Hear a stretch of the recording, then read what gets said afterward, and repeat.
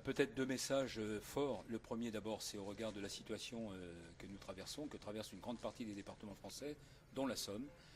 Année 2015 difficile sur le plan des marchés, à 2016 catastrophique à cause du climat, plus un certain nombre de difficultés là aussi à nouveau sur les marchés.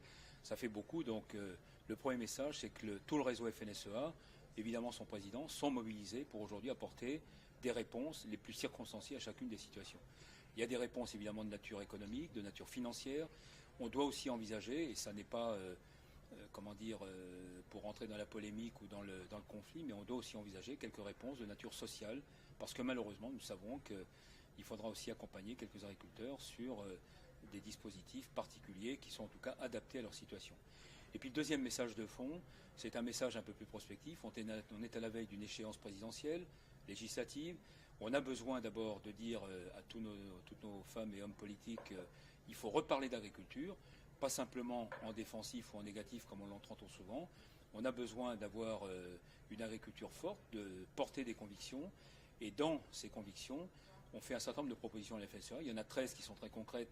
J'ai appelé ça les mesures des 200 jours, pour bien dire à un futur gouvernement, dans les 200 jours, voilà ce qu'il nous faudrait. Alors, il y a par exemple une mesure sur le statut de l'agriculteur, il y a des mesures de nature fiscale, comment sortir de l'annualité fiscale pour aller sur un dispositif sur plusieurs années, la question de l'épargne aussi qu'on doit reprendre dans nos exploitations.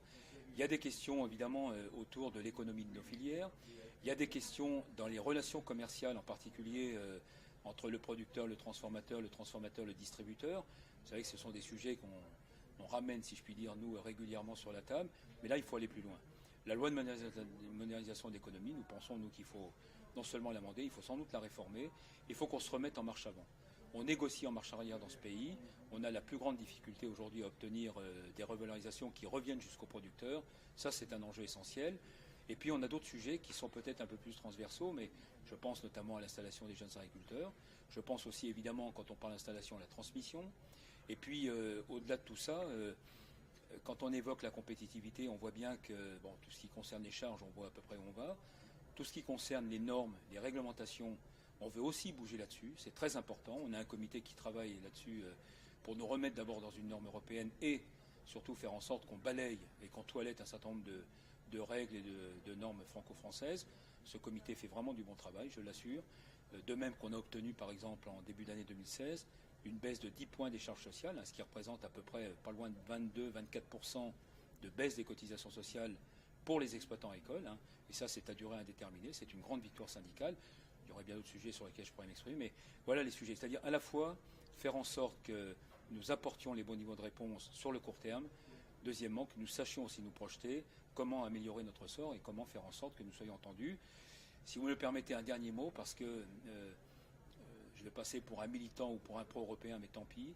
Je crois aussi qu'on doit faire l'effort, notamment dans l'agriculture, de bien discriminer ce qu'est une Europe devenue trop technocratique, trop administrative, trop pinailleuse finalement, versus le projet que nous devons défendre pour l'Europe.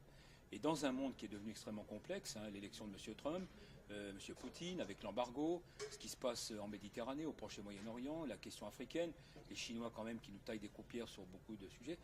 Dans ce monde extrêmement complexe, moi je suis convaincu aujourd'hui que la France n'a aucun intérêt à se replier sur elle-même, mais elle doit au contraire tout mettre en œuvre pour renforcer justement cet espace européen, avoir une véritable diplomatie, faire converger notamment en zone euro des politiques sociales, des politiques fiscales, des politiques financières, des politiques environnementales, parce qu'aujourd'hui, on génère aussi beaucoup de distorsions d'un pays à l'autre. Donc ça suppose qu'on soit très engagé. Et je veux redire quand même que sur ce volet Europe, oui, on peut entendre certains messages aujourd'hui, on peut même peut-être les faire nôtres, mais attention, ne jetons pas, comme on dit parfois, le bébé avec l'eau du bain. Il y a des enjeux très importants, à nous de faire en sorte que celles et ceux qui sont amenés à piloter aussi bien au plan national qu'au plan européen les futures politiques publiques n'oublient pas qu'au bout, il y a des paysans, il y a des ruraux, il y a des citoyens, il y a aussi des consommateurs. C'est ça qu'on doit porter comme message, en tout cas c'est ce que nous portons à la FNSEA.